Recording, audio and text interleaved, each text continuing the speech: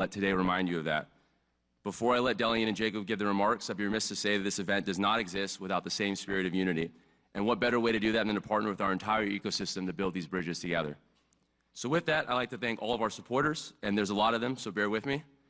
137 Ventures, 8VC, Applied Intuition, Caffeinated, DCVC, Founders Fund, Gecko Robotics, Hadrian, K2 Space, Coastal Ventures, Lightspeed, Lower Carbon Capital, Lux Capital, Marathon Capital, OpenAI, Palantir, Peregrine, Ramp, Regent, Saronic, Second Front, Sequoia, Shield Capital, Sierra Nevada Corp, Shrug Capital, and Varda.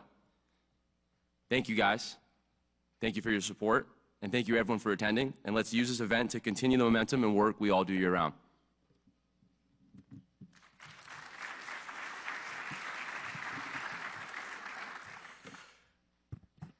Good morning, everyone. Thank you all for waking up early to come for the opening remarks rather than just waiting until Jensen Huang got on stage. So appreciate that. My name is Delian Asparohov. I'm one of the other co-founders of the Hill and Valley Forum.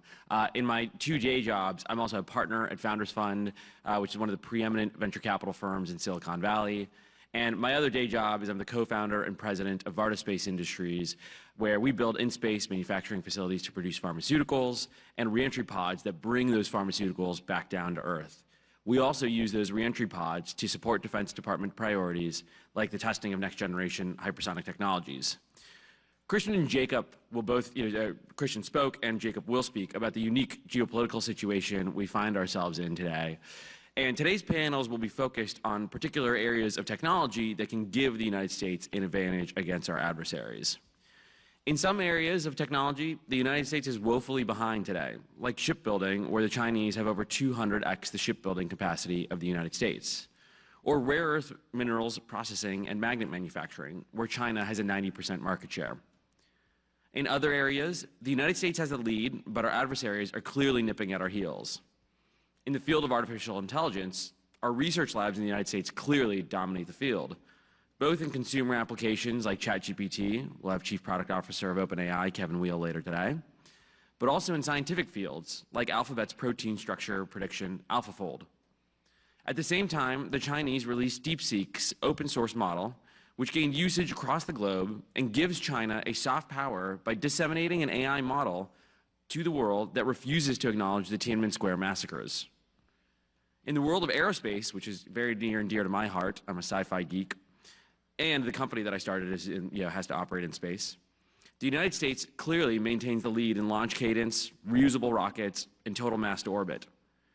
At the same time, just a quarter ago, the Chinese landed rovers on the far side of the moon, collected drilling samples from the far side of the moon, and returned those back to Earth. This achievement that the United States has never done, and the last time we actually collected core samples on the near side of the moon, Nixon was president, and so probably a significant portion of this room was not around. Now, the Chinese clearly have clear plans to get boots on the moon in 2030, and it'll be disastrous for the West if we cede the high ground to them.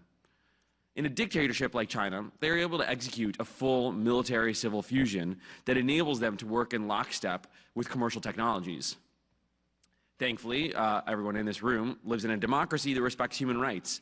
But that means in order to stay ahead in areas that we are currently ahead and catch up in areas where we're behind, we need to convince technology leaders, policymakers, appropriators, and military leaders to convene in a single venue and discuss the policy changes and collaborations that are necessary to stay ahead. I'm a proud immigrant to America, and I believe it's the greatest country on earth. And I hope through the collaborative relationships that are formed here today, we can return to American excellence in all areas of technology. America invented all of these technologies, and so let's just bring them back home. That way we ensure Pax Americana dominates not only for the next century, but for the next millennia as humanity ventures out into the solar system. We hope you enjoyed today's discussion, and I'll pass it off to my co-founder, Jacob.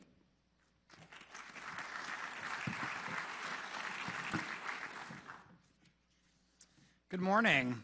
It's great to be with you. My name is Jacob Hellberg. I am a proud advisor to the CEO of Palantir Technologies and currently President Trump's designee for Undersecretary of State for Economic Affairs. I'm very proud to say that this is by far the largest and arguably most consequential gathering we've hosted yet. While this group has grown to a record size, I see so many familiar faces as I look around this room. And in fact, I see many faces that joined the Hill and Valley Forum 4 years ago. And for those of you who were there, I'm sure you can see just how far we've come. 4 years ago, this group practically met in private behind closed doors, not out of choice, but out of necessity. The small group of technologists and policymakers who gathered back then were rebels in an environment where the conformists in Silicon Valley and Washington weren't just on different coasts, but seemingly on different teams. Just recall the reality of that moment. In Washington, it was all the rage to lash out at Silicon Valley for its business practices and behavior, and in Silicon Valley, it was nearly pious and noble to refuse to work with the US government. But look at how far we've come. In 4 short years, we flipped the script. Today, the Hill and Valley Forum has by far become the preeminent gathering of technology builders and policymakers. And thanks to the work of all the builders in this room, we've made the 2021 counterculture the 2025 mainstream culture. And we've done so by asking ourselves a timeless American question: what we can do to help the country, not what the country can do to help us. The partnership between Silicon Valley and Capitol Hill is arguably more important now than it's ever been. It's been 80 years since America has fought its last great power war. That's the same amount of time that's elapsed between the Civil War of the 1860s and the Second World War. Just think about how profoundly different those two worlds were and how profoundly different those two wars were. Technology today is accelerating on every front and completely transforming the character of warfare. History teaches us that periods of rapid technological change can lead to major shifts in the global balance of power. Upholding American deterrence in the decade ahead will require America to convert today's rapid technological change into hard power. In other words, keeping peace means reinventing war, and technology is the key. Thankfully, thanks to President Trump's leadership, we'll soon have our good friend Emil Michael leading technology efforts at the Department of Defense as the Undersecretary for R&E, and we'll hear from Emil later today. The theme of this year's forum is Rebuilding America, and thanks to the policies of this administration and historic advances in AI, I believe we're on the cusp of unlocking a reindustrialization revolution in this country. This is in and of itself an American miracle. It's just been over a decade since Steve Jobs told former President Obama that Apple's manufacturing jobs were never coming back to America. Today, that same company not only announced it was moving its supply chains for iPhone production out of China, but it's also investing $500 billion in manufacturing right here at home.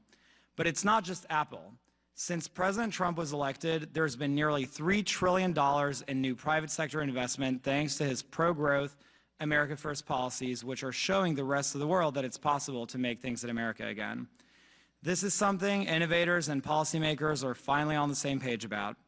Everyone in this room realizes that economic security is national security, and today's program will showcase the most significant advantage we have in the 21st century over our competitors, which is our people. This year's forum, from panelists to participants, is a clear reminder that we have the very best people, builders and innovators, and they are the fabric of American power and dominance. We have the best policymakers, both Republicans and Democrats, who are working day in and day out to put their country first, support innovation, and above all else, ensure the 21st century is an American one. Most importantly, we have the best leader in the world. President Trump is objectively and truly a sample of one. No one who loves this country is relentless and as resilient, and the only person able to inspire a new golden age. The stars have aligned. We have the builders, we have the innovators, the policymakers and leaders for a reindustrialization revolution in this country that seizes this new American moment. And now, without further ado, I'd like to welcome someone whose lived experience embodies the spirit of the Hill and Valley Forum, a former Microsoft executive, a former venture capital investor, a former governor of the great state of North Dakota, and America's 55th Secretary of the Interior. Please welcome my good friend, Doug Burgum.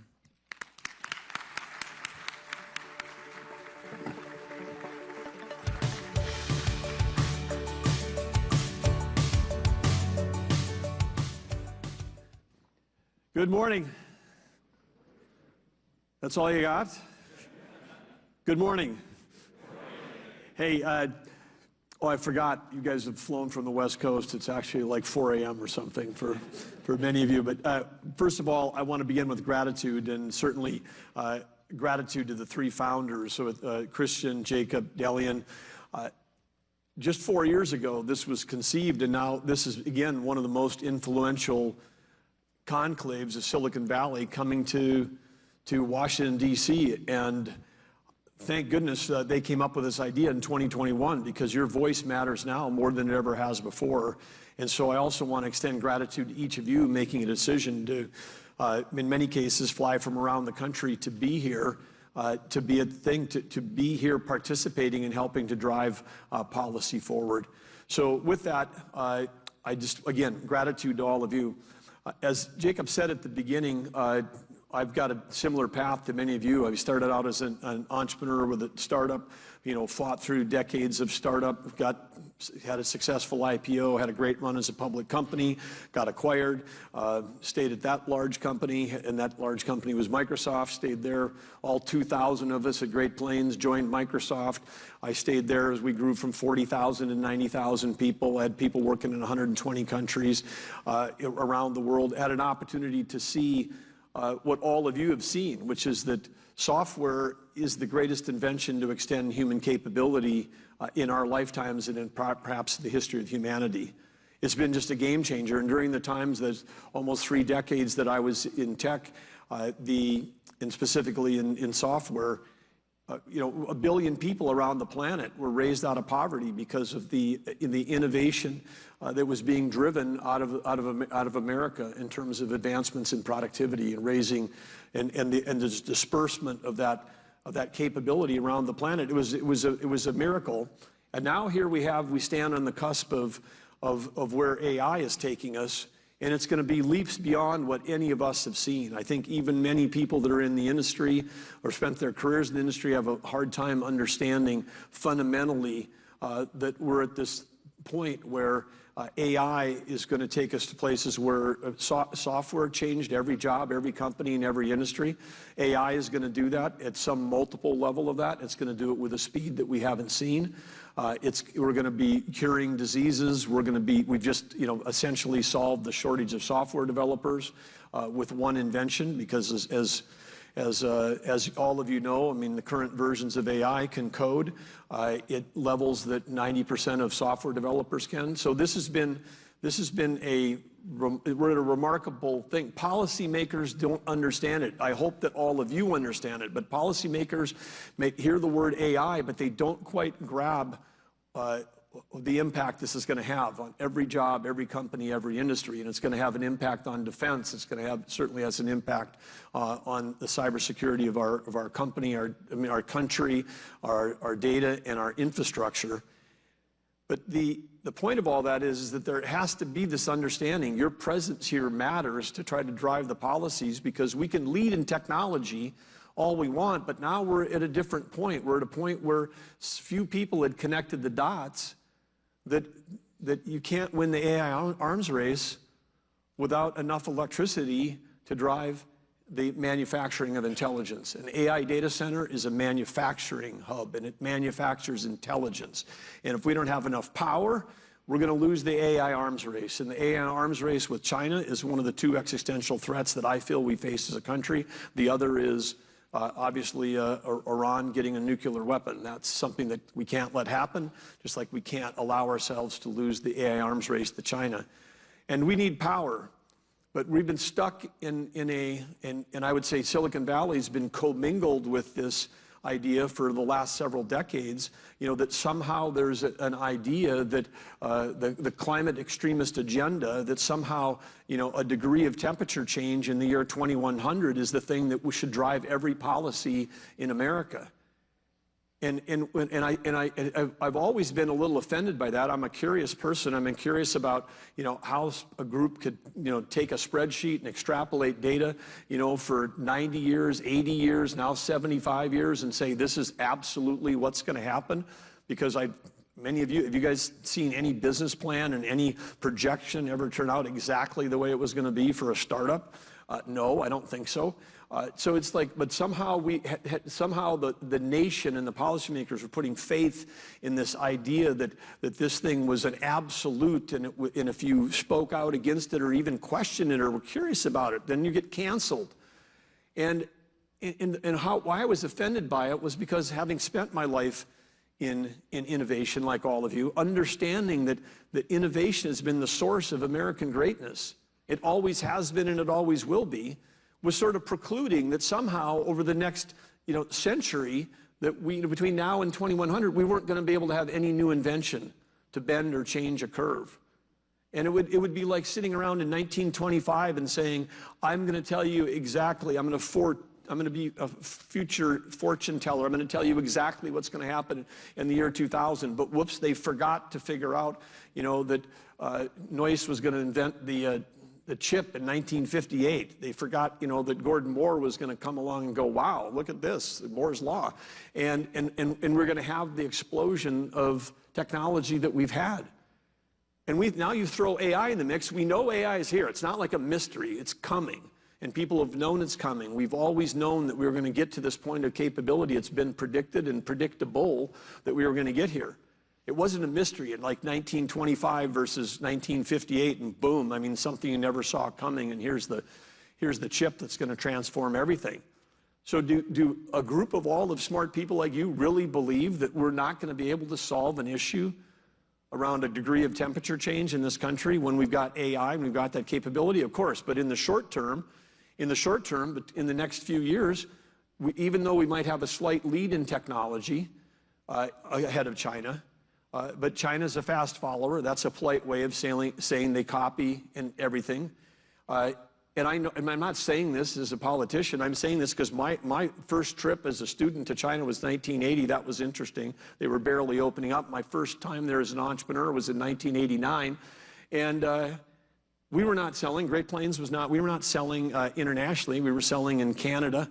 We were starting to move into, other elements of the British Empire. I was on my way back from a trip to Australia where we were setting up international distribution capability for our accounting software in Australia. And I was going to swing through China on the way back. And I got there and they said, hey, there's a street market where they're selling software. You should check it out. I went down there and I thought, wow, maybe I'll see, a copy of Lotus 123, the leading spreadsheet at the time. Maybe I'll see some other stuff. And I went in there, and as a joke, I said, hey, do you have any Great Plains? Thinking like, no one's ever heard of us. We're a little startup company in North Dakota. And they said, right over here, sir. And I could buy a copy of our software for $1 on a 5 1/4 inch floppy in 1989. That was the first time I realized, wow, everything we make, they're pirating. They meaning China. And then I had an opportunity to be chairman of multiple other public software companies. I had an opportunity to serve as corporate officer of Microsoft for 7 years, from 2000 to 2007. Everything we made was stolen. Even at Microsoft, 1% of the copies of Windows and Office were getting paid for in China. So I'm not standing up here, making pejorative comments as someone who's in elected office or an appointed office now. I'm just saying my life experience is that fast followers, code word for they're going to steal our IP. And so if we have a slight lead in technology and AI, and then you're going to have a fast follower coming at you, you better make sure that we have enough electricity. But that's my point here, is I'm wearing two hats. I'm wearing as Secretary of Interior, but I'm also chair of the National Energy Dominance Council, the NEDC, and it's easy to remember that. Think of AC/DC with the lightning bolt. This is NEDC, because we already had an NEC, the National Economic Council, and you know how many acronyms are in government. You can't have two important organizations with the same acronym. So NEDC, housed inside the White House, our job is to help make sure one of the goals that we have is to make sure, one of the mandates we have, one of the directions from President Trump is to make sure we don't lose this arms race, make sure we have enough electricity to power this country, and make sure we have enough critical minerals, and make sure that we've got enough ability to sell energy to our friends and allies so they don't have to buy it from our adversaries. You don't end up with Western Europe being dependent on an adversary for their energy. So we've got multiple goals that we're pursuing. But the one that's most important to this group is focused here is domestic electricity. And guess what China's been doing? Okay, we've had a war going against thermal coal since Obama took office. And it's an incredible, source of energy. We've got hundreds of years worth. We have all the technology innovation that exists in places like my home state where we can take out every emission that you would be concerned about, including CO2. That can all be solved with innovation. It can all be, that CO2 can be used as value-added products. It can be sequestered. It can be used for enhanced oil recovery. We had a company that was taking CO2, putting it in the ground, more in the ground than the oil was coming up, with people producing carbon-negative barrels of oil. You don't need to, go have $900 per avoided ton subsidies that all of you are paying for to drive an EV. We can decarbonize liquid fuels. All of this available through innovation. We can do all that. But meanwhile, it's like, no, we got a four-letter word. We hate it. It's called coal. It's not big, beautiful coal. Any coal plant running in America today is incredibly clean. They've survived the toughest. Many of you would be out of business and would not have survived the assault on your businesses if you were regulated as heavily as the coal industry has been. Anybody that's still standing is an innovator and a patriot in that business. And our job is to make sure that we don't close any more of them. Our job is to make sure we don't become Spain. Spain celebrated the closing of the last coal plant on April 12th, just over a month ago. They were celebrating a week ago about how they'd achieved their first day of all renewables, and then they were shocked to find out that the physics of the grid, when you don't have the actual physical mass of flywheels running in places like thermal plants run by natural gas or run by coal or run by geothermal or run by hydro, where you've got permanent 7 by 24-hour power, you can have grid failure. That's a window of what could happen in the U.S. We came dangerously close to that story being about us this winter. On the day that President Trump was elected, or not elected, the day that he was inaugurated on January 20th, the PJM grid, which extends from here, from the Pentagon to Wall Street, 60 million people, about the same number of people in the PJM grid as in this situation in Spain and Portugal and part of France right now, 60 million people. We were this close to having the same thing happening. Rolling blackouts. And when you have a rolling blackout like that, if you are all renewables, the flywheel's not there to kickstart and start that engine again, which is why they're having a challenge getting everything rolling again in Europe. But that morning at 5 a.m. on the day that President Trump was being inaugurated, we had 70% of the power in the PJM grid was coming from fossil fuels. 22% was coming from nuclear. 0 was from solar because it was 5 a.m. There's a catastrophic failure every 24 hours in the solar in producing with solar, because every night the sun goes down predictably and it produces no power. And I know that you're saying yes, batteries, but we're not there yet. We're not there yet in terms of that capability. We don't have enough battery storage to run New York to Washington, D.C. I mean, not even close. I mean, we can do load transfer for several hours for a household or maybe overnight, but we don't have the capability to support entire states and entire industries and AI data centers and manufacturing and defense and Wall Street. So we know that solution is not there, because all of you know that batteries are not operating on Moore's law. So we were there, and then I say, okay, so we have 70% fossil fuels and 22% nuclear, and well, nuclear is coming back into somewhat favor, and we're highly supportive of nuclear. We're highly supportive of exploring the cutting edge of fusion. We're highly supportive of small modular nuclear reactors. We know that there's VC dollars, but I think you all know that that's not going to be a solution for right now. I mean, that might be a solution for 2030, 2032, but right now we're facing a real existential threat. China. And what's going on in China? China opened up 94 gigawatts of coal last year. 1 gigawatt's Denver, okay? They opened up 94 Denver's worth of coal last year. And this is not U.S. beautiful, clean coal with all the emissions out. This is 1970s, type plants. They're just throw them up and go. Who cares about emissions? China in the Paris Accord could keep emitting until 2035. They could keep increasing their emissions. They're the world's largest emitter now by a huge margin. And they're being very successful at a strategy. We don't care about emissions, we care about power. We want to get power to all of our people. We have power to power manufacturing. We have power to win the AI arms race. That's what their strategy is. And they've got 30 nuclear plants under construction. They're spending hundreds of billions of dollars on hydro. I mean, they've effectively, with the Yangtze, it's like dam. It'd be like us building a dam on the Grand Canyon. Can you imagine? I mean, we're tearing down dams. They're building dams. Hydro is great baseload power. So it's like, we could have a slight technological edge, and we could maybe even have a longer one if you could actually protect our IP. But if we can't protect our IP, then we have to win the power race, and we're losing the power race. President Trump declared on day one a national energy emergency. Critics say, well, we don't have an emergency. We've got record amounts of oil and gas production. They're missing the whole point. We have a critical minerals emergency, which I don't have time to speak about this morning. But the founders up here said it. I mean, 85% of the refining of rare earth minerals and critical minerals is done in China.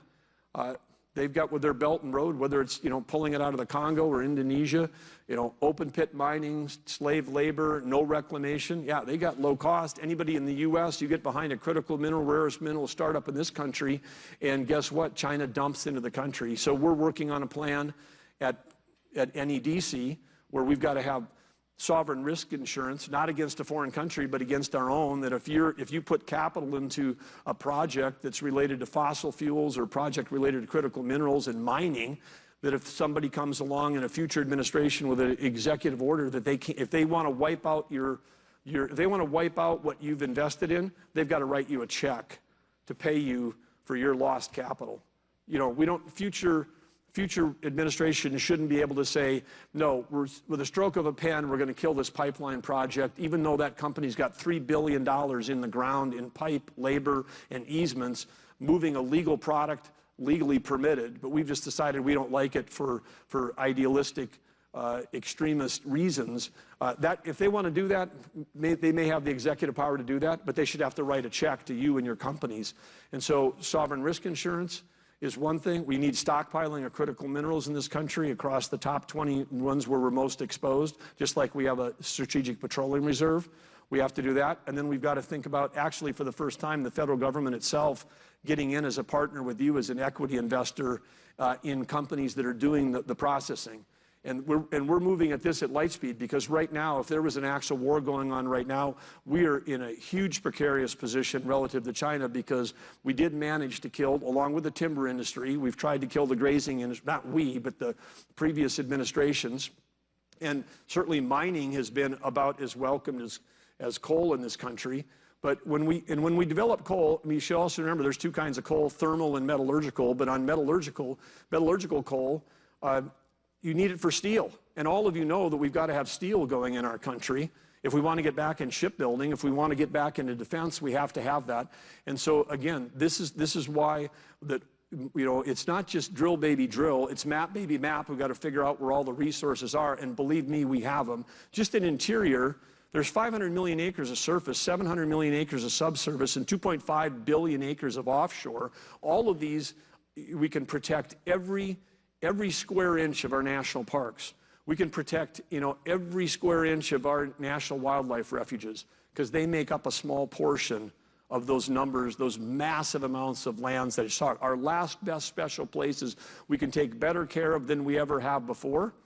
And how are we going to take care of them? Because we're going to actually drive revenue. The largest balance sheet in the world would be the U.S. federal government, throwing another 200 million acres from the U.S. Forest Service. There isn't a company in the world, not even Saudi Aramco, that come even close with the balance sheet that the Department of Interior plus USDA would have. But what's our return on that? You're all investors. What's the return? the return. When Theodore Roosevelt put away those lands, he said that that was for the benefit and the use of the American people. That was for all of us. You've all been told, you all know the answer right now. If I gave you a quiz to one question, what's the U.S. debt?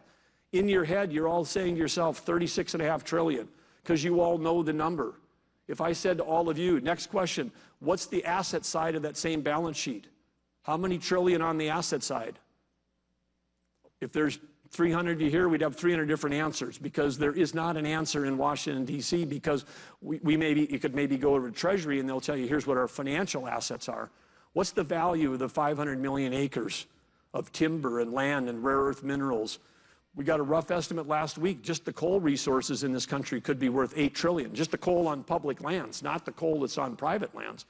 You know, we just found out last week there might be 23% more oil and gas underneath the Gulf of America than was previously thought a month ago.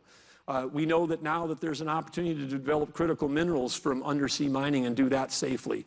We have such an opportunity to get a return for all of you and your children and your children's children, get a return on the amazing assets that is the natural resources of this country.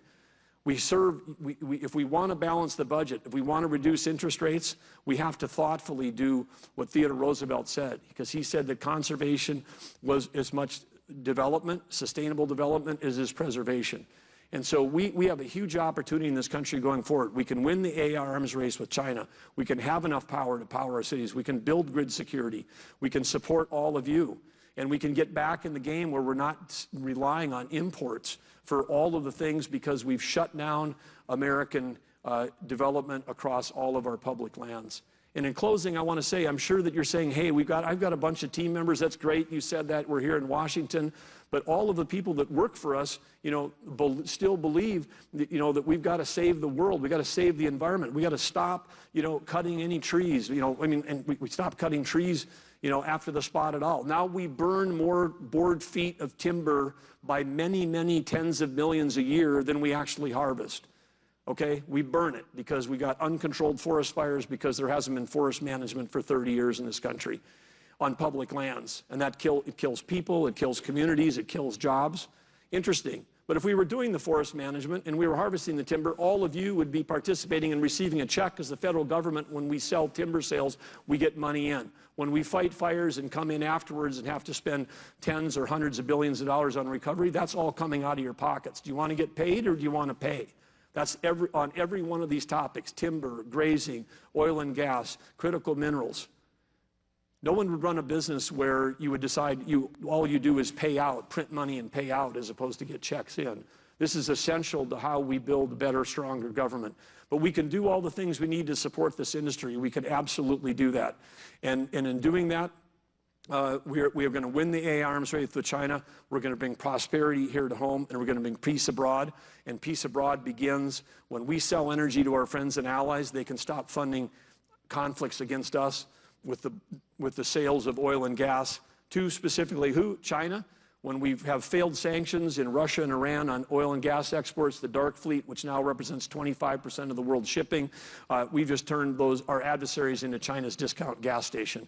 So under the Trump administration, we're in a 180-degree turnaround to a different direction. We're moving in a direction that is completely aligned with all the things we want to do. And I would say, again, for your team members that are concerned, they should be insisting that every ounce of energy, every electron that we make is made in the U.S., because we do it cleaner, safer, smarter than anywhere else in the world. When you shut down U.S. energy production, you don't do anything to demand. You just push it. You push that supply to people that don't do it as cleanly as we do. So it's good for the environment. It's good for the economy. It's good for prosperity. It's good for world peace. That's the Trump plan, and that's what we're doing right now. Thanks for letting me spend some time with you. Have a fantastic day this morning.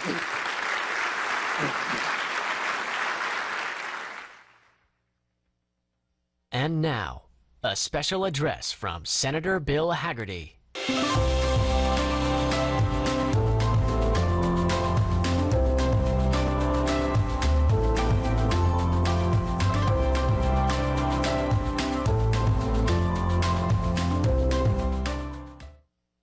Good morning, everybody.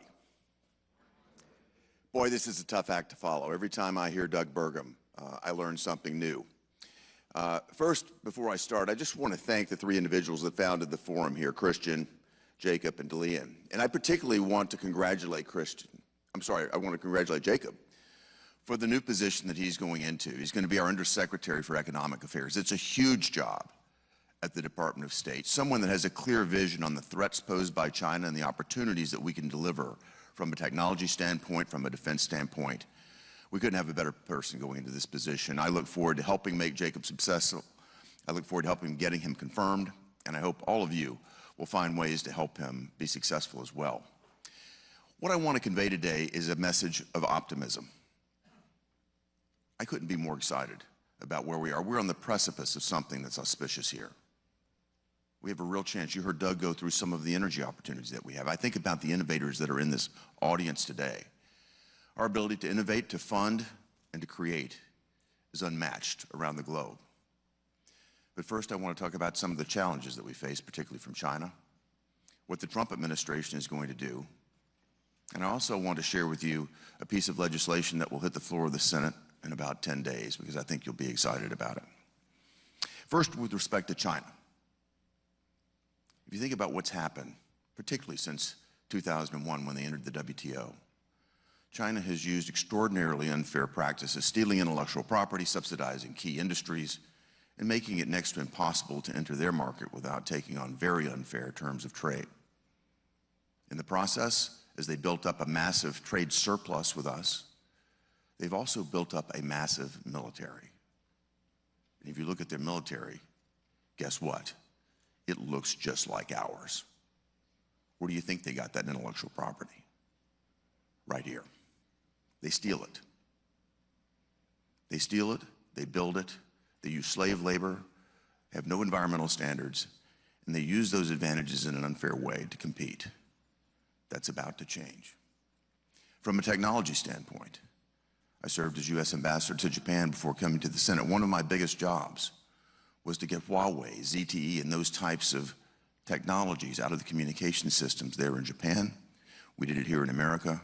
We went around the globe trying to make certain that there were clean networks in place so that we could actually share data without being observed or pilfered or infiltrated.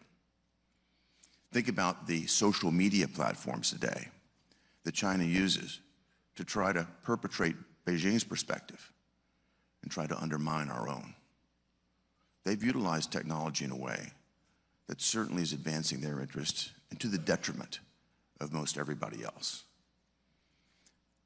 The time has come for this to end. And that's going to end right now, and let me explain to you what the Trump administration is doing and what we're supporting in the United States Congress. First, we're going to get our economy moving like never before.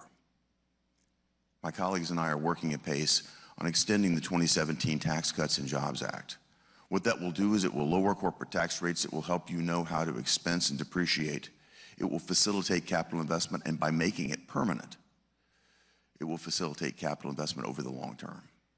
We saw this happen before the pandemic. Once this was put in place, the U.S. GDP grew at about twice the rate of any other major economy in the world. It can and it will happen again. Deregulation. Over the course of the past 4 years, the Biden administration implemented regulation after regulation, compliance cost after compliance cost, permitting requirement after permitting requirement. As we've summarized this and calculated the incremental annual compliance cost of all of these new regulations just in the past 4 years, it's $1.4 trillion per year of incremental costs borne by American companies that companies in China certainly don't have to bear. As we go through and clean out these sclerotic regulations and trim them down, we're going to increase the operating income of American companies. We're going to allow American companies to take their assets and their resources away from the confusing compliance cost and focus on more productive activity. Deregulation is going to have a real positive impact on our economy as well. You heard Doug just talk about where we can go with energy. Our conversation has gone from energy independence to energy dominance now. If you think about it, energy is an input factor cost for almost everything that we manufacture in America. Certainly everything that we make here has to be moved. As we lower energy cost, that creates yet again another competitive advantage for our economy. From a geostrategic standpoint, if we're able to provide clean American energy around the globe, I'm thinking LNG, I'm thinking many other technologies, we can have a true counterweight to China's Belt and Road like never before. When I was ambassador to Japan, we talked extensively about putting transshipment operations in that part of the world so that we could take U.S. LNG, transship it throughout Southeast Asia with our partners in Korea, Japan, have a huge counterweight to the Belt and Road Initiative that China puts in place by building a deep water port or railway, foreclosing on it. A continuous supply of energy is a geostrategic partnership that would be enormous. We can do that. Trade and tariffs. This has been probably the topic of conversation for me the past 4 or 5 weeks. I was in the Rose Garden the day the president unveiled the new tariff roster. This has created a tremendous amount of confusion right now, and I think the media are amplifying this in a way because they're so invested in President Trump's failure, or their desire to see that. But here's what's happening. We're rectifying imbalances that have occurred for decades. You've got to go back to World War II to put this into perspective. We tried to help economies that were devastated by the war. We put in favorable terms of trade with Europe, with Japan, with countries that were in a shambles. But what we should have done is put a time limit on it, maybe a GDP per capita limit. What we have now are very imbalanced terms of trade. Think about it. We build a car here in America. We build it in my home state of Tennessee. We ship that car to Europe. We have to pay a 10% tariff to the Europeans. They build a car in Europe and send it to us, 2.5%. I don't think anybody would do that deal today. We're in the process right now. I talked to Jameson Greer, our trade representative, yesterday. He's been working at pace at this. I worked with him very closely when I was ambassador. We did 2 trade deals with Japan. An extraordinarily competent person. He is working with multiple countries right now on term sheets that will get us to a place I think will be far better. So we're in the middle of a negotiation right now. I try to remind my friends this. I hope we can make it as short as possible. I think we will. But I think that over the medium to long term, we're going to see much more favorable terms of trade and then a focus on China that does not play by the rules. And it's time for the rest of the world to join us to bring China to the fore and get them to play by the rules. Finally, I just want to touch on a piece of legislation. I just want you to be aware of this. It's called the Genius Act. But what it does is make clear that we're going to facilitate the use of US dollar-denominated stable coins here in America. For the last 4 years, we've seen a war on any type of decentralized finance, particularly cryptocurrency, crypto technologies. That is about to change too. We're going to see that innovation stay here, reside here in America, and grow. And I'm happy to lead that legislation and see it happen here in America. For 8 years, we did not get a piece of major legislation through the Banking Committee. We just did it with my legislation a few weeks ago. It's going to hit the floor of the Senate, and it's going to become law very soon. This puts America on a new path of innovation, just one area. But I hope you'll see this is an example of where we're headed as a nation. In closing, I'd just like to say this. I want to thank all of you for what you're doing, because America has the greatest source of innovative capacity, of technological know-how. We're a magnet for that sort of talent from around the world. We have the ability to finance it. We have the ability to move it. We have the ability to deploy it. And hearing from people like Doug Burgum, who just talked with you, from Alex Karp, one of my favorites, you're going to be fascinated with what Alex has to tell with you next and the potential there with technology and our national defense. We can see the next century become our century. We can deal with the predatory practices of countries like China. With leaders like Jacob Hellberg coming into the administration, I could not be more optimistic. So thank you. I hope you have a great session. Sayonara.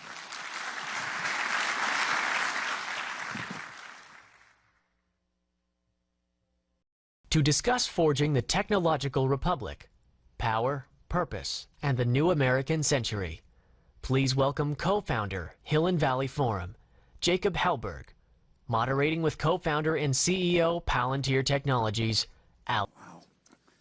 Alex, it's great to see you since last year's Hill and Valley Forum. Since then, you published a book, and I'm sure everyone in this room wants to know, how has the reception of Western values, the concept of Western values that you wrote about in your book, evolved since last year's Hill and Valley, but also since the release of your book? Well, first of all, congratulations on many accomplishments. And when you first started this forum, it was like in a small room that, like, you know, you could fit 5 people in, and now you have everyone who should be here, and as far as I can tell, everyone in DC talking about it. And yeah, so I'm delighted to be here, and we've known each other for a long time. And yeah, so first of all, I wrote this book, which The Technological Republic. The biggest surprise, honestly, is that anyone read it.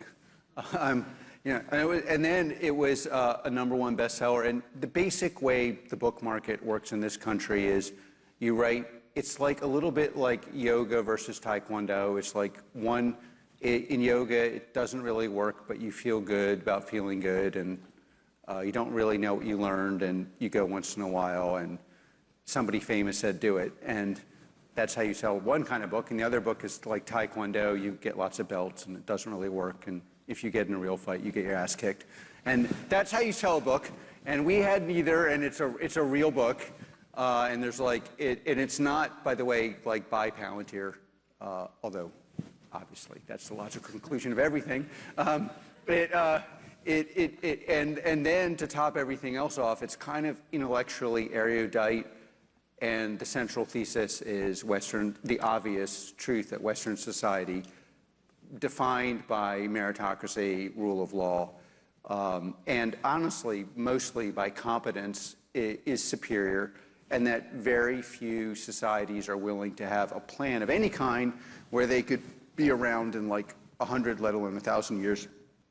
And then there's a lot of discussion of how you could organize something so it's actually highly competent, so meritocracy, and then kind of unique structures of what we do, at least at Palantir, which is low hierarchy, low title, high competence, some stuff actually stolen from the SAS and from German military Auftrag. So you get a mission, and then you have a lot of authority there, and considering a lot of the world is kind of powered by Palantir-shaped things and ex-Palantirians. To your question on the reception, I think it's been, the Valley was a place that, went through a lot of phases. The beginning phase of the Valley was Silicon Valley post and during World War II, where the Valley built products that were useful, raised the standard of living, and was the center of cohesion in America and the Western world. And then at some point, there was the whole consumer internet where people figured out that a few people get wealthy, and if you said platitudes that were obviously stupid, you could... You're getting wealthy off of killing Palestinians. With Palantir kills Palestinians with their AI and technology. Oh. You're killing my family in Palestine. Yeah. And, What kind of person are you? How do you sleep at night? Well, if you... Shame on you. Do you want to hear my answer? Sure, go ahead. Okay.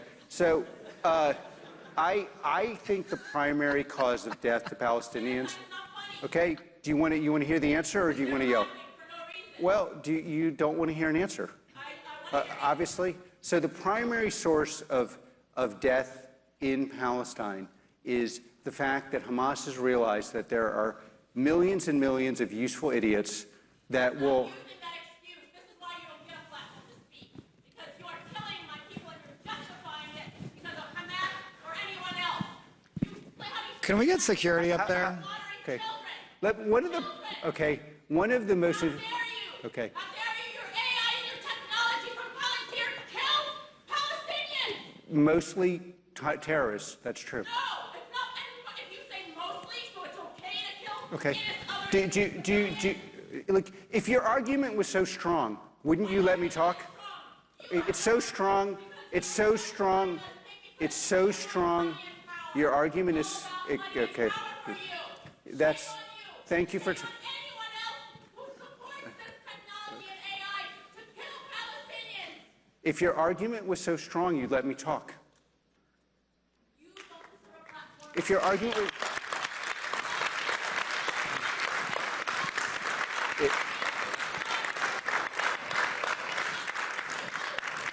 By the way, just as an ipso facto thing in my book, if you have an argument...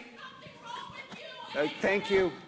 Ma'am, I think we've heard you. I think we've heard you. Shame on all of you. Okay. For supporting a genocide. Shame on all of you. Yeah. You are sick. You support a genocide. When of course because brown people... I think you came to the wrong event. Okay, it's, well, no, the yep.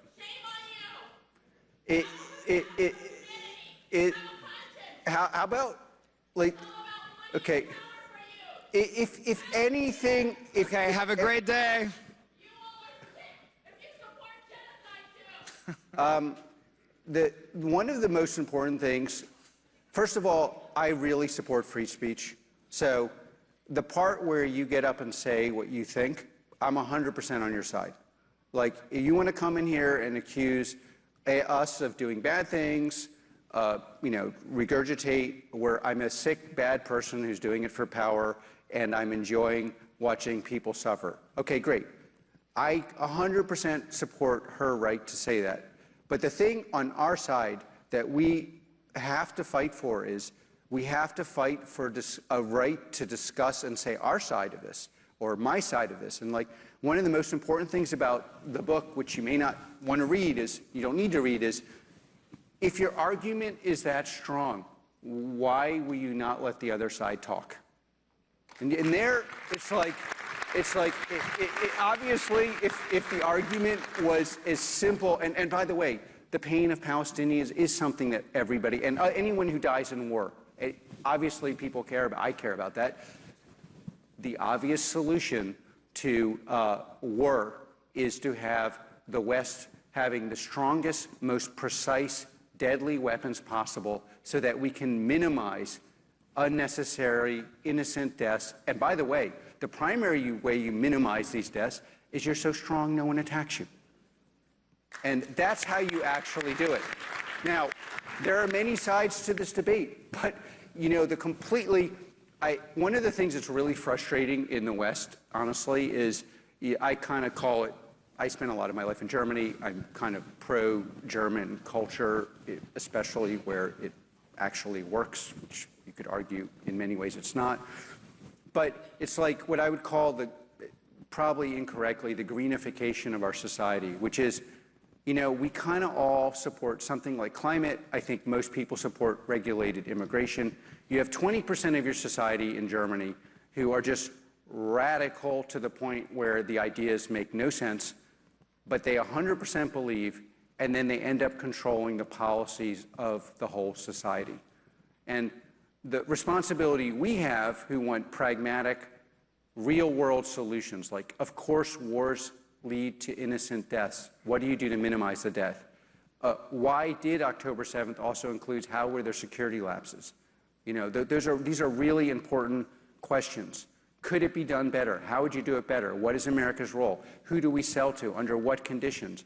Who controls the technology? Does America control the products we produce? At what point, if we're going to have generalized deadly AI, does the government have a responsibility to control who owns it, who runs it, what is it used for? Is there a sense in which you have to be politically and culturally aligned? Can you have a discoursive discussion? These are all completely legitimate topics. But if we who disagree with being shouted at do not stand up and say, fuck it, we got to fight back, at least talk about and force discursive discussion, they will win. And by the way, it's not that there's not anything legitimate in what they're saying. It's like they take it to an extreme where it's obviously absurd. And by the way, and where it's very much linked to, what happened in the Valley, she believes I'm evil. I believe she's an unwitting product of an evil force, Hamas. That she unwittingly is part of their strategy, that she is a product. And the most important thing, arguably, in the book, or what Palantir, or what you could learn, is do not become a product of an ideology that sounds sensible. Because the minute you become a product of that ideology, you'll be weaponized. And like the consumer internet version is we become more divided and less smart and less happy. The political version of it is you won't let anyone provide a different opinion because, of course, that person has to be evil. And the opinion that is actually probably less productized is more nuanced. And then, quite frankly, because you also probably have to make implicitly adopt an ethical hierarchy. So the hierarchy of my book and our company is the West is superior. It's simply superior because we can have this discussion. She can yell. I can respond. And we have to fight to make sure that breaks down. And then the other part of that I actually think is, and the thing that scares people about AI is scary, which is that it can be abused. It will give great powers, much more power than they otherwise would have without it. And it will lead to a hierarchical disparity, which will lead to how the world is governed, which is why we have to win this in America. Because if, in fact, another great power gets this technology and has the ability to more or less precisely target, more efficiently target, more accurately use actual devices that currently work, which is like hardware, software, hybrid devices, they will define the world order. And that world order is going to look like the person doesn't get to speak or they only get to speak. And that's what I do not want. And that actually is what we have to fight for. And Alex, if I could just add something, in cases like this, in the freedom of this country, you're attacking the U.S. government. People vote with their feet. What is happening in Gaza is a disaster, and you are responsible, Palantir. People vote with their feet. In the freedom of this country, these protesters are using our democracy to attack our system of government, and we support their freedom of expression. But it's important to remember that the freedoms they enjoy here, they would never be able to cause this circus in Gaza. And so it's important to keep that in mind. So, shifting gears a little bit. I haven't had this much fun in a long time. Maybe I should come back tomorrow.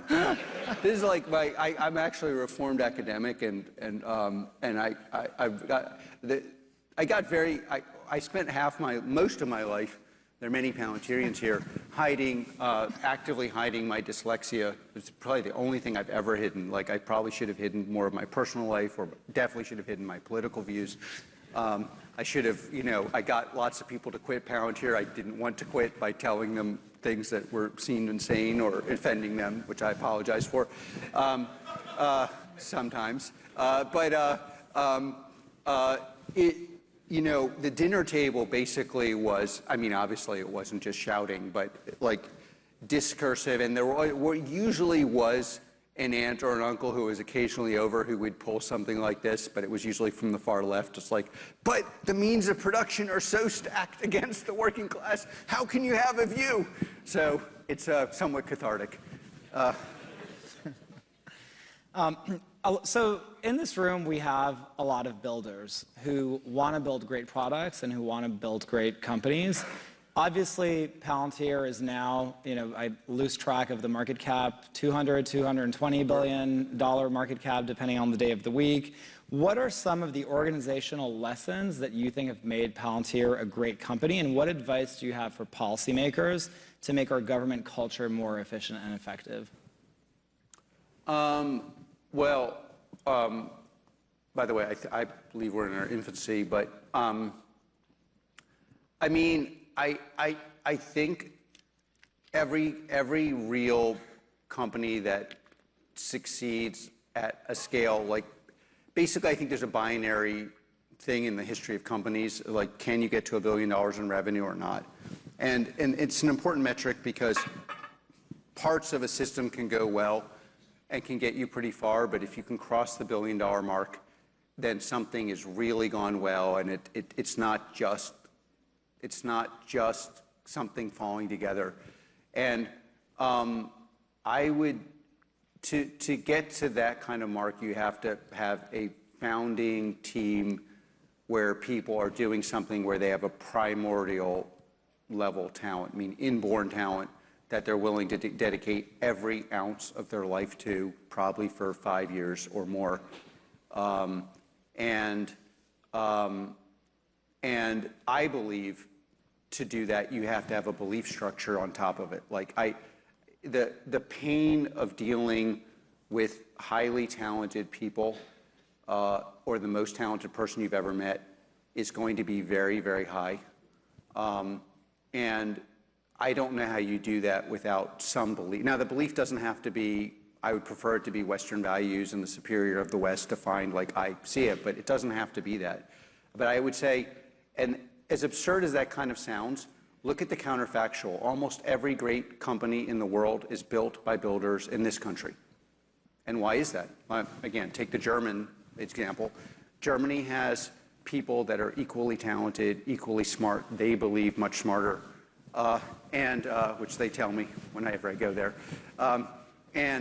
And yet, in this country, and why is that? And one of the reasons is we have, our version of religious freedom is you get to define your own church, synagogue, mosque, or cult. And then you get to set largely the rules of your own religious community. And that seems like a banality, but it really only exists at scale in this country. So as you know, in Europe, so if you move to Germany or Switzerland and you sign up, they'll ask you, are you Jewish, Christian, or Muslim? And then it's the community standards defines whether you're a member. And in this country, you get to decide, and you get to set. And we have a belief culture, and if you combine that with enough technical people and pragmatism, you can have a great company. But the part that people leave off the balance sheet when they talk about builder is the belief side. And I think there was like a flash in the pan where there were companies where the people were just completely narcissistic, and there is a narcissism to believing you're going to do something, a productive narcissism I'd like to believe, of believing you're going to do something really big and great, even though the odds are stacked against you. That's necessary. But believing there is something larger than the numbers, that is more important than the numbers, that gets you through the pain of failure, and in my view, the greatest task ever, which is working with someone who annoys the crap out of you every day for 5 years, and deep into your pores annoys you. It requires belief, and then I think especially now, you really obviously have to have something that is actually differentiated and actually deep and hard to do. Now, deep and hard can be a combination of tech depth and an ability to sell into a difficult market, like breaking into the US government to get them to buy something that they couldn't measure, couldn't see, couldn't feel, couldn't test software was really hard. And and I think it's gotten easier, but it's still hard. And so you're going to have to, businesses have basically two components: deep tech and some way of getting someone to buy it. And you need to do both. And that's why it's very hard, because most people who can do the deep tech probably are building the wrong product and or can't get the product out of the first olive or the second or the 10th or the billionth out of the jar. And so you have to think very seriously about both of those in what you're building and how you go to market. And then you want to be in America, honestly. There are people from all over the world here, and I want the West to succeed. If you want to know how good you are at tech, you do it here. It's not just this. People tell you it's a scale thing, a capital thing. No, it's also, this is more of a métier or an art form than a science, and all the artists are here. So you got to come here. If your government doesn't want you to be here, come here. This is where the action is. You can then build it and then go abroad, or build it, co-build it. But it's like, if you want to be in the NFL, you come to America. You want to be in tech, you come to America. You want to do lots of, like I wanted to be a philosopher until I realized it was ridiculous. There are lots of places you could go to be a ridiculous philosopher. Germany is a great place for that. And you'll have a great social life, because people appreciate that. But, this is where the action is, and it's really important not to ignore these banalities, because they will determine your fate. And then, it's really important to have dialogue. You should have a low tolerance for stupidity.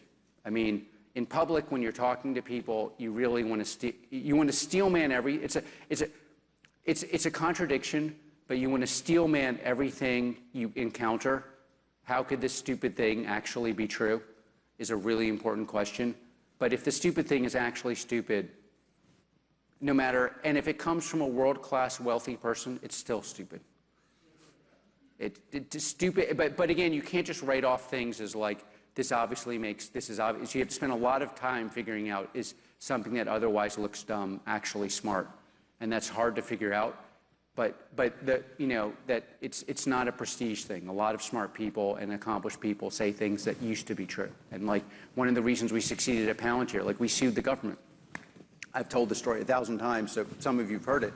But I sat here, and the most famous people sat there, and they said, if you sue the government, everyone will know you're an asshole. And I'm like, God, I don't really view myself as an asshole. I didn't realize coming out as being, and so, and we sued the government. And they were right that it was really stupid, and I was right that if we didn't change the way procurement was done, this nation would not be strong and good, and we would fail. And there are a lot of people here in this room who, have great companies because of their innovation and their hard work and their dedication to specialized talent, and also because we sued the U.S. government, and now there's something like meritocracy. So you're still shooting uphill. But shooting uphill and shooting like to Mount Everest while they're dropping grenades on you is a different story. So Alex, in closing, these two protesters was actually my secret way of creating the perfect segue to talk about your assessment of America's policy in Israel post-October 7th. And I wanted to ask you, where does Palantir, as a philosopher, you opine a lot on cultural issues, and Palantir took out a full-page ad in the New York Times post-October 7th to say Palantir stands with Israel. Where do you source that moral conviction? And can you explain to us a little bit why that's so important to you? Well, I think at the end of the day, moral conviction is just conviction. And for better or worse, we have it at Palantir, and lots of people don't agree with our convictions. I do think having moral conviction is one of the main it's too simple to say you have clarity of conviction and therefore you're going to succeed. That's not true. But it is, I do think the inverse is also much harder than people think. Without any kind of conviction, I think it'd be very hard to stick with. We had 17 years of where everyone was short Palantir. Everyone. And we stuck with it, and then also the kind of highly meritocratic environment comes with pain, and so you need conviction to get that to work. And flat hierarchy means everyone's telling you you're stupid all the time, so you need conviction to get that to work. But on like the general, the West has to survive, I think we have a way of ordering our life that is very special and is very underappreciated, often by our elite institutions especially. And if we lose it, we will lose everything that makes everything work in this world. I don't know exactly where the source of my personal convictions come, although it's more just a belief structure. But I'm very proud we have them. And I think, as importantly, every time we reach a new milestone, so $1 billion, in each segment of our company, or one of the more important attributes of it is you win arguments in this country and industry by having conviction that leads to big tendies, which is a retail investment way of saying money. And so if you want to convince the world that you're right about something, and you're a builder here, one of the best ways to do it is to build a great business, because everyone will listen. The stuff I'm saying now is arguably the same stuff I've been saying for many, many years, and it wasn't that worth, it's like, so I think you win arguments, and you win arguments by basically building a castle of success and letting people look at it, and then they basically assume that the way you see the world. And by the way, again, this is kind of in the book, but one of the most important interactions I had was a very poor graduate student. I was so poor, I had this family in this rural village that gave me a coat. And in Frankfurt, there were, of course, in Frankfurt, no one knew a fascist during the war. Like everyone was, and in this village, people were like, yeah, I was basically a Nazi, and I talked to them. And one of the most important things I learned from them was, it was the fact that America and American ways of thinking made them healthier and wealthier and happier that changed how they saw the world, much more than anything else. And if you want to change how people organize, if you want to create a discursive environment, if you want to widen the aperture of access to things that work, educational reform, including AI, meritocratic institutions across our society, including universities, you've got to show it in action. And then people will judge you by the fruits you bear. And that will have an enormous impact. And so, one of the reasons I think a lot of us still fight, both current Palantirians, ex-Palantirians, customers, partners, investors, fight for us or defend us, or at least tolerate things they may not exactly agree with, is because they know we're fighting to get something to actually work. And that is actually how you shift the dialogue. And if you want to steal man, why are they yelling and not talking? What are they building? One of my favorite things, I have most of my family is left of center. And one of my favorite things is, and I view myself as a classic liberal, my first question is always, show me an institution you respect that's actually working. And that shuts things up very quickly. And I say, I'll give you an institution you don't agree with a lot, my company, and it's actually working. Why don't you try to figure out how you can take some meritocracy and put it into your worldview, because that might work. How about a little bit of discourse? That might work. How about working with people who disagree with you? That might work. How about taking something and building something where the inputs are much less than the output, which is the primary determinative of something, if something is working. And then what you will get is you essentially split the ocean. One side will yell at you and tell you, you can't say this, you can't think this, you can't do this. And the other side, people who equally do not agree with me, will be like, yeah, that's a real challenge. And it's those people that don't agree with you, that are open for a system that actually works, like a system that any system in a differentiated, complicated society below which we cannot regress without destroying all of our lives is going to have certain attributes. Talented people are going to succeed more. Hardworking people are going to succeed more. There's going to be wealth inequality. How do you solve that? You're going to have to deal with ways to test for merit. There may not be the simple ways we know. And you're going to have to produce something where the inputs are less than the outputs. And we have to get, and the way you convince people of this is you do something that's successful and you challenge them to have their worldview produce something that is better. And usually what you'll find is half the people will say, yeah, well, you're kind of some form of bigot or you're evil. And the other half will be like, yeah, okay. And then that's how you organize things, and that's how you actually make a lot of change. Alex Karp, everyone, the CEO of Palantir.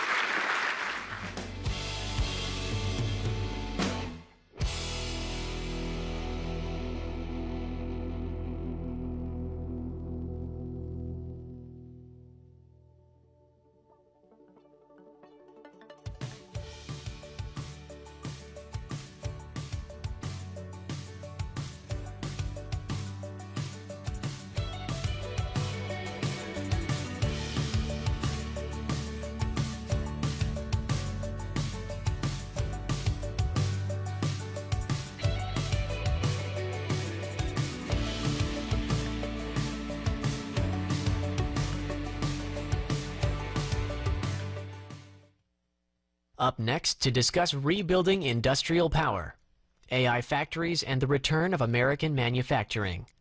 Please welcome co-founder, Hill and Valley Forum, Jacob Hellberg, moderating with President and CEO.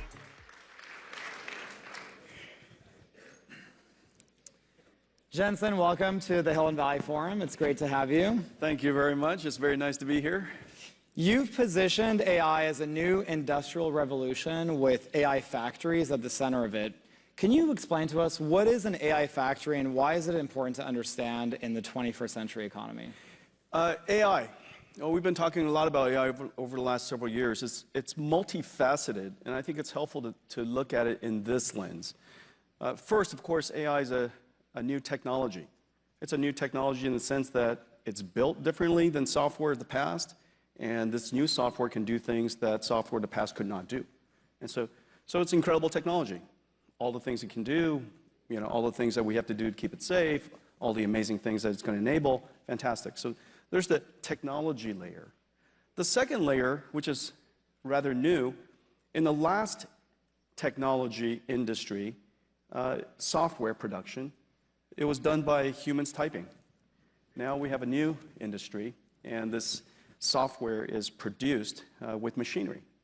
So you need a large supercomputer, you apply electricity to it, and what comes flying out of it are tokens. And these tokens could be reformulated into numbers and words and proteins and images and videos and three-dimensional structures. And you could reformulate these tokens into all kinds of things. We call it intelligence. And so this machinery looks different than the machinery of the past. And I call it an AI factory because it does one thing. Every single day it's producing tokens. And the layer above that is infrastructural.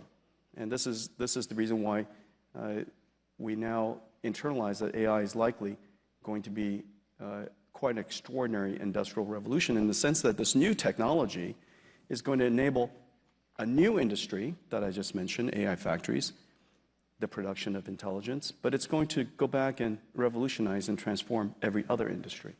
And so all of these tokens are going to go into healthcare and education. One of my favorites is education. I use it every day for education. Financial services, engineering. We use AI every day for software programming and supply chain management. It's about to go into manufacturing and so on and so forth. And so when you think about it from these three layers, it's very clear this is as transformative, as impactful as electricity was before, and it's going to revolutionize every industry. So it's an industrial revolution. So do you think it's a paradigm shift in modern computing and that every factory that's building physical things in the real world will also be accompanied by an AI factory? Yeah, perfect. Absolutely. Every company that makes things today, so long as they move, so let's say you make lawnmowers, and it could be Caterpillar, and or they build construction machinery. Today it's largely manually manipulated. In the future it'll be autonomous or highly autonomous or semi-autonomous or assisted. And when it becomes autonomous, then it'll be software defined. And so you're going to have to produce those tokens, those software that feeds that tractor.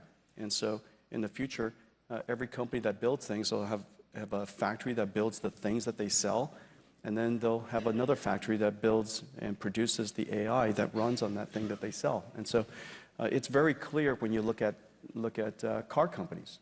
Today's car companies largely make cars, but it's very clear that in 10 years' time, every car company will also produce the tokens that runs in those cars.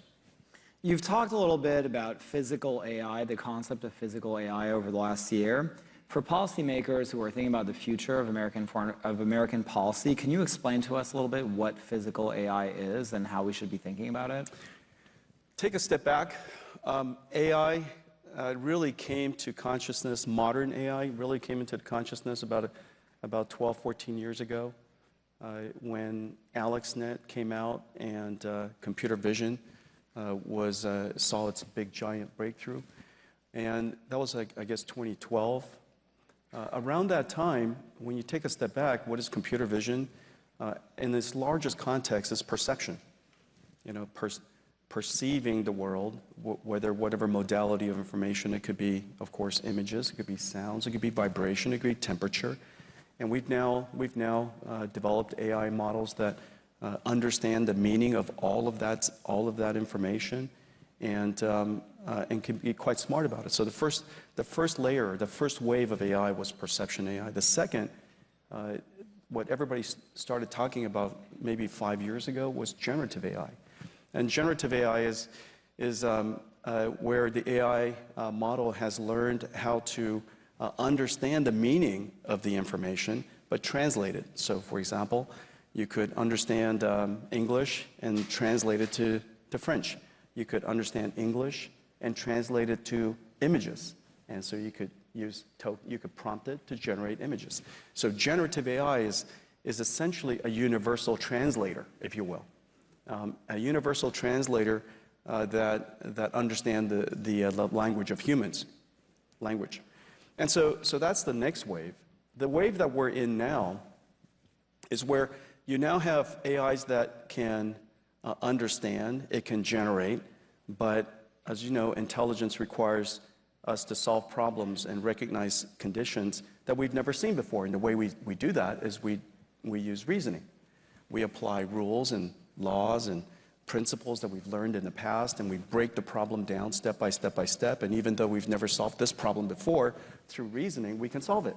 Okay? And so one of the unique capabilities of intelligence. And so we're now in this age called reasoning AI, and reasoning AIs allow you to produce a form of digital robots. We call them agentic AI, agents. It has agency. And so an AI that can understand the task that's been given, it can go off and learn and read, use tools like calculators and web browsers and spreadsheets, and then come back and does something for you. And it could be something related to supply chain, so it accesses SAP. It could be something related to HR, access Workday. And so these agentic AIs are essentially robots, but they're digital workforce robots. And so in the future, we're going to be the generation of CEOs that are going to manage biological workforce as well as digital workforce, and HR department for the biological workforce, and our IT department are going to become the HR of agentic AI, right? And so we have this. This is kind of the phase we're in today. Well, the next wave, and this is where the largest industries of the world are going to benefit. The next wave requires us to understand things like the laws of physics, friction, inertia, cause and effect, the fact that I tip that thing over, it's going to fall. When I said the bottle down, it's not going to go through the table. And so all of these common sense physical reasoning abilities that children have, that our pets have, most AIs don't have. I roll a ball over the kitchen counter, and it goes up over the top, and it disappears. Well, the AI thinks it's disappeared, but your dog knows it's on the other side. It understands this concept called object permanence, and it didn't go into another metaverse, and so it runs around the table and gets it. And a robot needs to learn that if you want to go from this side of the table to that side of the table, you can't go through the table. You're going to have to reason about how to go around the table. And so all of these type of physical reasoning things is what's called physical AI. And when you take that physical AI and then you put it into a physical object called a robot, you get robotics. And this is really, really important for us now because we're building plants and factories all over the United States. And we'd like to build it in a way that takes advantage of the latest technologies. And so hopefully, in the next 10 years, as we build out this new generation of plants and factories, they're highly robotic, and they're helping us deal with the severe labor shortage that we have all over the world. So many people have talked about this concept about the fact that we're in an AI race globally. What do you think the US government needs to do to win that AI race, to have the very best AI technology? First, in order to have a race, to do well in a race, you have to understand the race. And you have to understand the resources that you're working with, the assets that you have, the assets you don't have, your advantages and your disadvantages. And some of the things to realize is that AI is fundamentally, at this core level, and going back to the 3 levels that we're talking about, at each level, we have to make sure that we understand the game. And this game isn't, there's no 60-minute clock on this thing. This is an infinite game. And so most people aren't very good at playing infinite games. Nvidia is now 33 years old. We've been through 3 computer revolutions, from the PC revolution to the internet to mobile, and now we're in AI. And so you have to, in order to thrive across all of these different changes in the environment, you have to understand how to play games. And so the things that I just described, understanding the game, understanding the assets you have, really important. At the first layer, at the technology layer, the most important thing to understand is the intellectual capital. And remember, 50% of the world's AI researchers are Chinese. First, just take a step back and recognize that. That important factor has to play into how we think about the game. The next is AI factories. In order to do well there, you need to have energy. Because fundamentally, we transform electricity into digital tokens. Just as the last industrial revolution transformed atoms through energy into, steel things and physical things that we know, cars and things like that, buildings and things like that. And the generation before that, we gave it water into a machine called a dynamo, and what came out was electricity. And so now we have electricity go in and tokens come out. So the next layer requires energy. The layer above that is just happening now. And it's really, really important that we understand that ultimately the winners of the last industrial revolution wasn't the country that invented it. It was the country that applied it. And the United States applied steel, applied energy faster than any country. Everybody else was worried about things like labor and horses being replaced by cars and those kind of matters. But the United States we just took it and ran with it. And so the infrastructural layer above that is about the application of the technology. It's about not being afraid of it, wanting to engage it, reskilling our workforce so that we're able to apply it, encouraging people to adopt it. And so when you look at when you look at AI through the lens that I just described, the framework that I just described, each one of the layers has its own, if you will, challenges and opportunities, and the game's a little different in each one. On the workforce point, the press has been so focused on weaving the narrative that AI could potentially lead to mass displacement of labor and mass unemployment. Could you help paint a picture a little bit about what your prediction is for the impact of AI on the job market, but also more specifically on what you see as the potentially new categories of jobs that we're potentially not even thinking about today that could actually come into being? New jobs will be created. Some jobs will be lost. Every job will be changed. Okay, so let's just break it down. It's always easy to go to one extreme from another, but I always find it helpful when you break the problem down, reason about it from its first principles. And again, in this framework that I just described, at the lowest layer, as you know, and Jacob, you're deeply integrated into venture investment, and you know what's going on in AI. And at the foundational layer, it's because of AI that San Francisco is back. Okay, anybody who lives in San Francisco, you'll know what I'm talking about.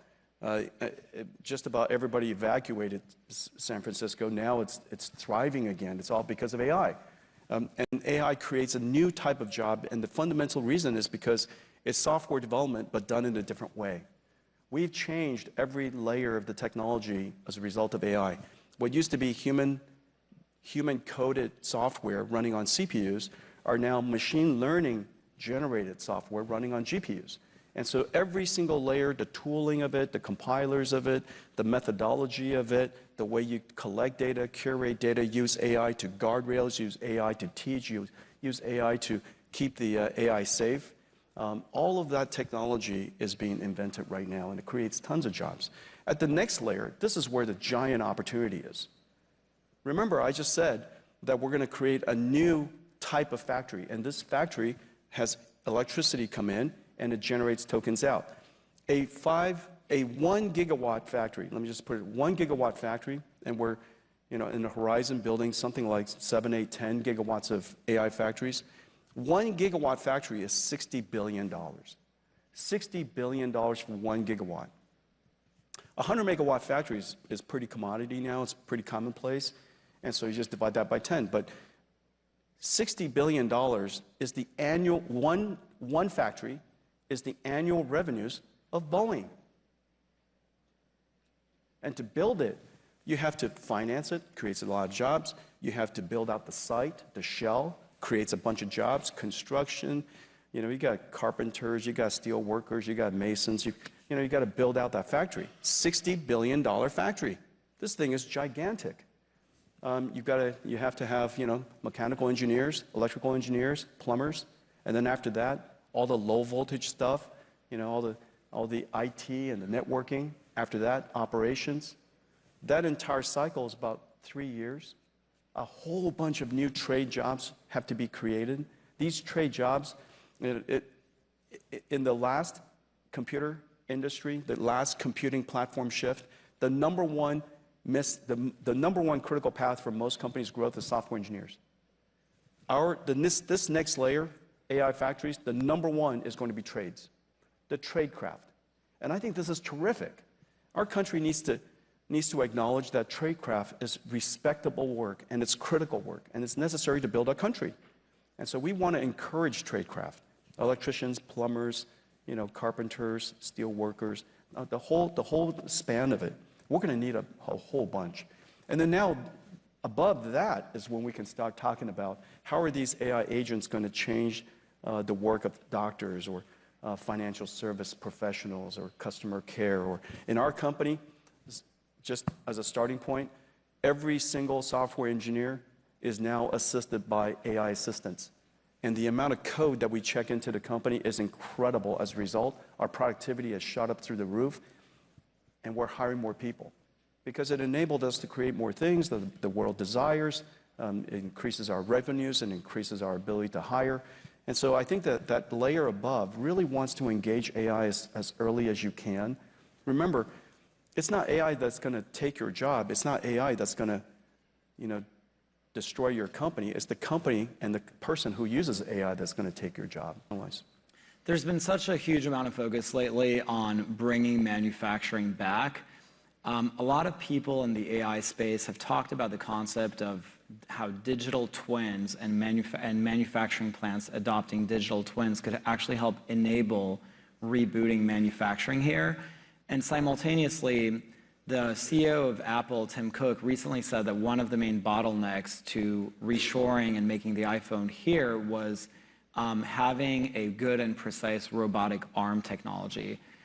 So on both counts, it really seems like AI could be an enabling technology for manufacturing and reshoring. Could you tell us a little bit more about what your prognosis is on that? Yeah, well, first of all, manufacturing is not about low-cost labor. Advanced manufacturing today is software. The entire factory is software-driven. The entire factory is one giant robot, and it's a robot orchestrating a whole bunch of robots inside. And so these advanced factories has a lot of people in it, but it's largely technology. And so I think the first part of it is in our industry, and I'll just talk about mine, the ability for us to manufacture end-to-end from silicon to the AI supercomputers here onshore is a terrific opportunity, and I'm delighted that the administration is really encouraging and supporting the industry to onshore manufacturing. This is high-quality work. It's advanced technology work. Doing it onshore is a fantastic opportunity for the country, and I'm very enthusiastic about it. We're huge proponents of it, and we're fortunate that we have partners around the world who are supporting us to do that. That's number one. Second, if we don't get good at manufacturing, we're going to leave behind a giant industry that is going to be propelled by the availability of energy. What country doesn't want to get engaged in this new industry called AI? Why would you not want to produce AI? Why would you not want to engage in one of the most advanced manufacturing? It's manufacturing. It just happens to be numbers when it's done. And just like it was electrons at the last industrial revolution, most people couldn't understand that you could create this thing through a machinery called dynamo. Now we call it, Nvidia AI supercomputers. But back then, a dynamo, what came out of it was invisible. It's electricity. Don't touch it, but it's electricity. It's electrons. And now, it's a new form of electrons. It's numbers. And so, of course, we want to engage in this new industry. And in order to do that, we have to have manufacturing onshore. Now, the thing that is absolutely the case, because manufacturing is so technology intensive, we should do it in a digital twin first. We should do it in virtual reality first. Nvidia designs the most complex systems in the world. Each one of our generation R&D, call it $20 billion, maybe more now, but call it $20 billion of R&D just to produce a family of chips. We designed those chips completely in their digital twin. They existed for months and months and months, long before we ever produced it. The moment I produced it, I know it to be perfect. I know it because we've simulated it, exhaustively, and we emulated it, and we put it into its paces. We should do the same with digital factories. These factories, large factories, we should completely create digital twins, use artificial intelligence to create these digital twins, operate it, virtual integration, integrate these magnificent structures completely digitally, operate it, optimize it, and use it for planning your output completely digitally. And in the future, every factory will have a digital twin version. In the future, and I'm hoping every human will have a digital twin version. Every car has a digital twin version. Every building has a digital twin version. Every city has a digital twin version. So this idea of digital twins is happening now, and it's all happening because of artificial intelligence. Jensen, my last question for you is, what is your expectation on the timeline by which we live in a world where AI-enabled robots become a ubiquitous part of everyday human life? First of all, a self-driving car is a robot. Now, it's taken us about 10 years. And now Waymo is, in cities all around the nation and is doing fantastically. And it's terrific to see the Waymos driving around in San Francisco and other cities. It took about 10 years. Robots will take less time. And the reason for that is because we can constrain the environments where the robots operate. And so the robots don't have to be as general purpose as a car. Once you're in San Francisco, you got to work in every street and every single condition. And so in the case of a robot, we could be a lot more constrained. From the moment that something is prototypable, fairly functional, to the time that it becomes high volume product, call it 5 years. And so we have quite high functioning robots today. And so in some 5 years time, we're going to see, robots get pumped out of these factories. And every car company who makes cars today will be very good at building robots. They just have to get good at the software part of it, the AI part of it, but that technology is really, fairly available. Jensen, thank you so much for joining us. Yeah, thank you, everybody.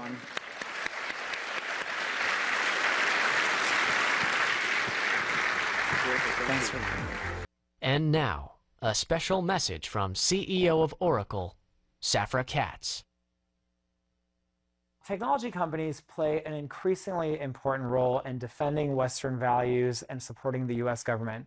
Can you describe how Oracle sees its role in that space and how you as a leader have approached that responsibility? Yeah, we actually take that responsibility very seriously.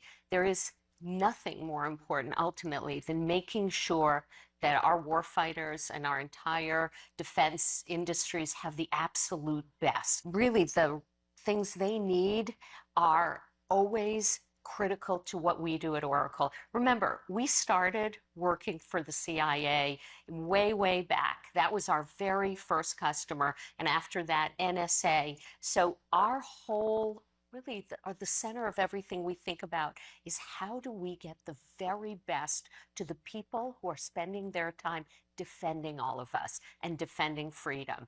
And so for us, that has always been job one. Our entire commercial business actually just gives us scale to be able to put that energy behind keeping America and its allies safe. So in the last few years, companies have had drastically varied responses in confronting moral issues that have come up. Can you share an example of when Oracle stayed true to its moral compass in the face of a moral issue? Well, you see, we always try to do what we believe is right. The way we run our company is as owners, not renters. We make decisions because we think they're the right answer. Decades ago, we decided not to go to China. We decided that our technology was simply too valuable, too powerful to share it with the Chinese government, the Chinese military. When we built a cloud, we didn't build a cloud in China, specifically because the